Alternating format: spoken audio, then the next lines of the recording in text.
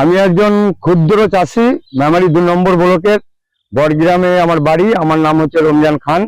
আমি এই গোরমোর কোম্পানির ন্যানো ডিওপি গাছে স্প্রে করেছিলাম এবং 14-35-14 গোমরের মানে ওই সার আমি ব্যবহার করেছিলাম এবং অ্যাকোয়া এক্সপ্রেটা আমি ব্যবহার করেছিলাম। তার ফলাফল আমি ভালো পেয়েছি।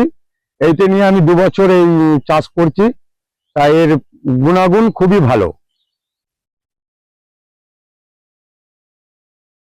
আর আগামী দিনে এই গোমর কোম্পানির সমস্ত ফর্মুলাতেই আমি চাষ করব এবং আরো চাষিকে বলবো যাতে এই গোমর কোম্পানি সব ফর্মুলা ব্যবহার করে।